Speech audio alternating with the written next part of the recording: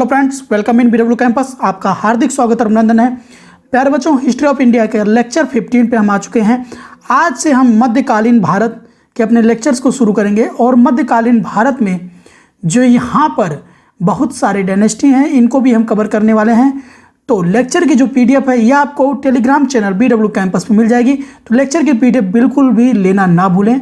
आप टेलीग्राम पे जाएं, ज्वाइन करें चैनल को। चलिए दोस्तों, चलते हैं सीधे हम लेक्चर की तरफ। और उससे पहले हर बार की तरह आपसे एक सवाल, और इस सवाल का जवाब प्यारे बच्चों आप लोग जरूर दीजिएगा। सवाल है, the construction of Qutub Minar was completed during the reign of. Qutub Minar का निर्माण के शासनकाल के दौरान पूरा हुआ था। किस शासक के शासनकाल के दौरान कुतुब मीनार का यहाँ पर पूरा हुआ निर्माण कार्य? अलाउद्दीन खिलजी आपका पहला ऑप्शन, दूसरा कुतुबुद्दीन ऐबक, तीसरा इल्तुतमिश और चौथा बलबन। तो प्यारे बच्चों, वीडियो को पॉज करें और अपने जवाब को कमेंट करें। ठीक है प्यारे बच्चों, अब यहाँ पर बहुत सारे लोगों ने गलती की होगी कुतुबुद्दीन ऐबक को टिक करके, बट नहीं, ठहरिए। इल्तुतमिश आपका सही जवाब है। सही जवाब क्या है? इल्तुतमिश। कुतुबुद्दीन ऐबक ने शुरू किया था, बट अपने शासनकाल के दौरान ये इसको पूरा नहीं कर पाए थे। इनके इस बेहतरीन आर्ट कल्चर को यहाँ पर पूरा किया था इल्तुतमिश ने। आगे लेक्चर में भी इस चीज़ की आप चर्चा को देखने को मिलेगी। चलिए लेक्चर हम शुरू करते हैं। लेक्चर नंबर 15, मध्यकाल की अगर बात की जाए तो प्यारे बच्चों एक्साइटमेंट का भंडार है। एक्साइटमेंट क्यों? आप जहाँ पर यहाँ पर अपनी बेहतरीन कलाएं भी देखेंगे ताजमहल जैसी, वहीं पर ही बहुत ही बेहतरीन आप युद्ध प्रकरण भी देखेंगे। युद्ध रणनीतियाँ, राजनीति, कॉन्स्पिरेसी, बहुत सारी चीज़ें आपको मिलने वाली हैं। मेनी मोर आपको मध्यकाल से जुड़े सभी लेक्चर्स में, बिकॉज इतने इंटरेस्टिंग पूरा ये टाइम पीरियड रहा जहाँ पर पावर टसल हमेशा चलती रही कि ये सत्ता किसके हाथ में आनी चाहिए। और आप इतने सारे डिफ़िकल्टीज़ को भी देखेंगे, कैसे हर्डल की तरह इसको कूद कूद के पार किया है हमारे वीर राजाओं ने। तो चलिए हम पूरे लेक्चर को अच्छे से स्टडी एंड एनालिसिस करते हैं। प्यारे बच्चों, भारत, हमारा प्यारा भारत, तो इस प्यारे भारत को अन्य किस किस नामों से क्या क्या बुलाया गया? भारत को ईरानियों ने हिंदुस्तान कहा, यूनानियों ने इंडिया कहा एंड अरबों ने हिंदू कहा। तो याद रखिएगा, ये तीनों लोगों ने तीन अलग अलग नामों से भारत, जो अपने प्यारा देश है भारत, उसको इतने नामों से बुलाया। जानकारी के स्रोत याद रखिए, कभी भी कोई भी अगर चीज़ के बारे में बताया जाता है तो जाहिर सी बात है कोई तो उसका स्रोत होगा। तो यहाँ पर जानकारी के स्रोत को मैं पहले बता देता हूँ। चचनामा, लेखक का नाम नहीं पता है यहाँ पर। यह अरबों की सिंध विजय पर प्रकाश डालता है। अरबों के द्वारा सिंध विजय पर यह चचनामा नामक पुस्तक यहाँ पर प्रकाश डालती है। उल हिंद, जिसे तहकीक ए हिंद भी कहा गया, अल-बरूनी ने लिखा, जो महमूद गजनवी के साथ आया था। तो याद रखिएगा, अल-बरूनी बहुत ही यहाँ पर फेमस कैरेक्टर है मध्यकाल के अंतर्गत। और यह तहकीक ए हिंद, इसको भी याद रखिएगा, इसकी पुस्तक। अब यहाँ पर हम देखते हैं उल यामिनी, तारीख ए यामिनी उत्तवी ने लिखी। यह गजनबी का सचिव सहायक था। भारत में सर्वप्रथम जजिया कर लागू किया गया मोहम्मद बिन कासिम के द्वारा। ठीक है, यह मैंने इससे पहले भी बताया आपको। चलिए, तारीख ए जहागुंसा, अलाउद्दीन अतामलिक जुबैनी ने इसको लिखा। भैया नाम थोड़ा सा आपको लग सकता है डिफ़िकल्टी, बट हाँ भैया पढ़ना तो पड़ेगा, बिकॉज ये भी शासक रहे थे। सियासतनामा निजामुल मुल्क तुसी किस ग्रंथ में भूमि एकता व्यवस्था पर प्रकाश पड़ता है? इस ग्रंथ में, यहाँ पर किस लिख दिया गलती से, सॉरी, यहाँ पर इस ग्रंथ में एकता व्यवस्था पर प्रकाश डाला गया, भूमि एकता व्यवस्था पर। ताज उल मिसिर हसन निजासी, इनका नाम है, ताज उल मिसिर को लिखा। यह दिल्ली सल्तनत का पहला सरकार संकलन है। तबकात ए नासिरी, मिनहाल उल सिराज, आसिका, देवल देवी, रिवरिज खां, अमीर खुसरो के द्वारा, खजायन उल फुतूह, अमीर खुसरो। इसमें अलाउद्दीन खिलजी के दक्कन अभियान की जानकारी दी गई है। दक्कन अभियान बहुत ही फेमस है। अलाउद्दीन खिलजी को जब मैं कवर करूंगा तो इसको स्टोरी भी प्लॉट आपको पूरी बताऊंगा। अब यहां पे हम देखते हैं नूह CPR, अमीर खुसरो, तुगलकनामा, अमीर खुसरो के द्वारा ही, गयासुद्दीन तुगलक का वर्णन इसी से मिलता है, तुगलकनामा से, तारीख ए फिरोज शाही बरनी, याद रखिएगा बहुत ही फेमस बुक, एग्जाम में कई बार आई है। तारीख ए फिरोज शाही किसने लिखी? बरनी ने, ठीक है, ये इंपॉर्टेंट है। और यहाँ पर जितने भी पॉइंट्स हैं सभी इंपॉर्टेंट है आपके एंट्रेंस एग्जाम एंड आपके गवर्नमेंट एग्जाम्स के लिए। तो आपको कोर्सेज अगर ज्वाइन करने हैं तो यहाँ पर एंट्रेंस की तैयारियाँ हो रही हैं, CHS, BA, BCom, MCom, तो आप कॉल करें BW कैंपस की टीम को, नीचे नंबर आपके दिख रहा होगा।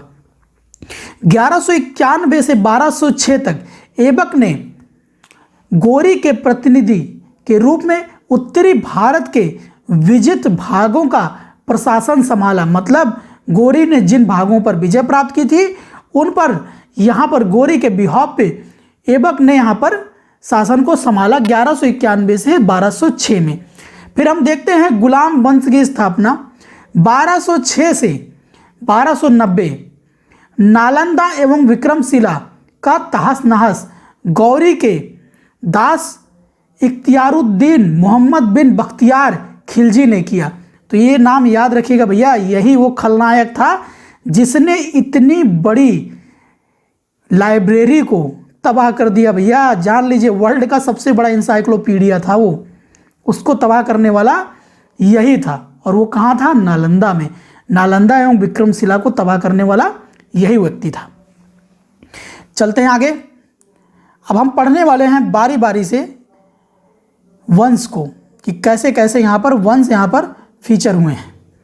तो हम देखते हैं कुतुबुद्दीन ऐबक के बारे में 1206 से 1210। अपनी उदारता के कारण ऐबक को लाख बख्श कहा गया। लाख बख्श की यहाँ पर उपाधि इसको मिली। इसको कहा गया किसके लिए? उदारता के लिए। लाहौर को राजधानी बनाया। लाहौर को राजधानी कुतुबुद्दीन ऐबक ने बनाया। यह भी क्वेश्चन देखा गया है एग्जाम में।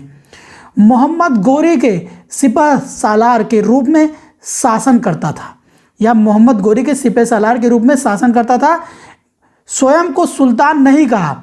याद रखिएगा कुतुबुद्दीन ऐबक ने कभी भी अपने आप को सुल्तान डिक्लेयर नहीं किया। इस चीज़ को आप अच्छे से समझ लीजिएगा। इसको कुरान ख्वाह कहा गया। कुरान ख्वाह क्यों कहा गया? कुरान का पाठ ये बहुत ही बढ़िया से कर लेता था, इसीलिए इसे कुरान ख्वाह कहा गया। 1210 में चौगान, भैया एक बढ़िया सा गेम ये लोग खेलते थे, चौगान पोलो टाइप गेम था, खेलते हुए इसकी मृत्यु हो गई। अब हम देखते हैं अजमेर में 2.5 दिन का झोपड़ा नामक मस्जिद का निर्माण इसी ने कराया था, कुतुबुद्दीन ऐबक ने। अब यहाँ पर हम देखते हैं 2.5 दिन का झोपड़े की चर्चा हुई तो थोड़ा सा इसके बारे में भी हम जान लेते हैं अच्छे से। 2.5 दिन का झोपड़ा एक मस्जिद है जिसके पीछे एक रोचक कथा है। ऐसा माना जाता है कि यह संरचना 2.5 दिन में बनाई गई थी। तो याद रखिएगा यह संरचना 2.5 दिन में बनाई गई थी, ऐसा मानना है, मगर इसके कोई फैक्ट नहीं है भैया। अब यहाँ पर हम देखते हैं यह भवन मूल रूप से एक संस्कृत विद्यालय था जिसे मोहम्मद गोरी ने 1198 ईस्वी में मस्जिद में बदल दिया था।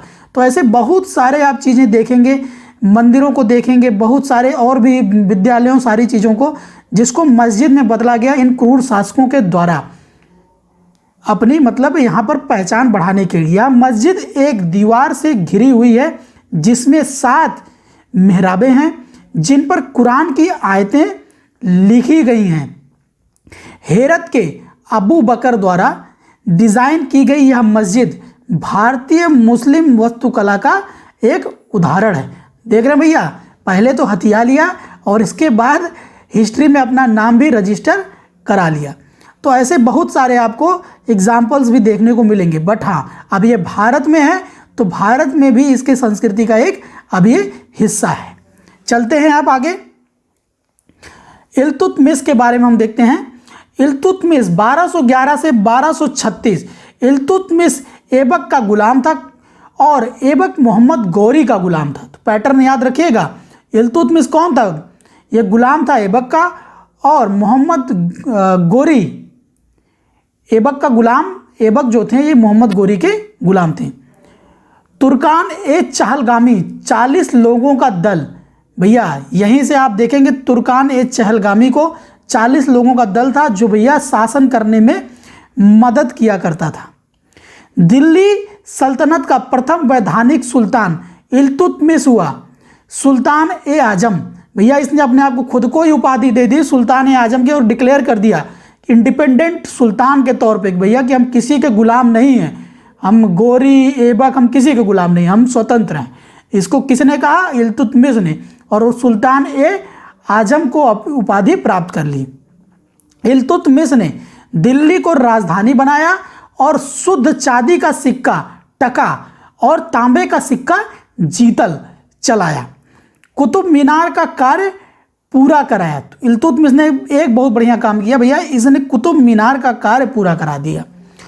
दिल्ली में सुल्तान गढ़ी में मकबरा बनवाया जो भारत में प्रथम था। प्रथम मकबरा किसने बनवाया? दिल्ली में सुल्तान गढ़ी में मकबरा बनवाया इसी ने भैया, इल्तुतमिश ने।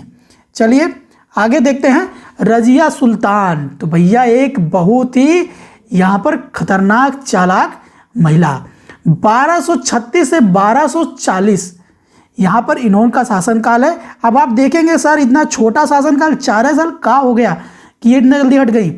इल्तुतमिश ने अपनी पुत्री रजिया को उत्तराधिकारी घोषित किया। भैया उत्तराधिकारी तो घोषित कर दिया इल्तुतमिश ने रजिया सुल्तान को, किंतु इल्तुतमिश की मृत्यु के पश्चात रुकनुद्दीन फिरोज ने सत्ता प्राप्त की। अब रुकनुद्दीन फिरोज भैया एक ऐसा कैरेक्टर जो आ गया मूवी में पूरा चेंज कर दिया स्टोरी को ही, मतलब खुद ही यहाँ पर सुल्तान बन गया। बट रजिया ने लाल वस्त्र धारण कर दिल्ली की जनता से न्याय मांगा और सिंहासन प्राप्त किया। तो इसीलिए मैंने क्यों कहा कि भैया चालाक महिला, यहाँ पर दिल्ली की जनता की हेल्प लेकर इनको भैया अपने पद से हटाया गया रुकनुद्दीन फिरोज को और सिंहासन प्राप्त कर लिया रजिया सुल्तान ने। रजिया ने पर्दा त्याग कर पुरुष वेश धारण किया। रजिया ने क्या किया? पर्दा त्यागा और पुरुष वेश धारण किया। आप देखेंगे इस्लाम में क्या है, पर्दा प्रथा बहुत ही ज़्यादा है, और मगर इन्होंने क्या किया, पहली बार ऐसा देखा कोई महिला इतने कॉन्फिडेंस से आगे आई और यहाँ पर सुल्तान की पोस्ट भी संभाली और साथ ही साथ यहाँ पर राज भी करना शुरू किया। बट एक कैजुअलिटी, कैथल हरियाणा में ये मारी गई। तो याद रखिए कि स्टोरी भी है, रजिया गुंडों में फंस गई। वो गुंडे कौन थे भैया? वो गुंडे वही थे इल्तुतमिश ने जिनको बनाया था शासन सत्ता को सुदुरुस्त तरीके से चलाने के लिए। अब आप यहाँ पर देखेंगे कि इल्तुतमिश ने बहुत बढ़िया अपनी व्यवस्था बनाई, मगर उस व्यवस्था ने ही एकदम पूरा डामल डोल कर दिया इनकी बेटी के शासन को, रजिया सुल्तान के शासन को।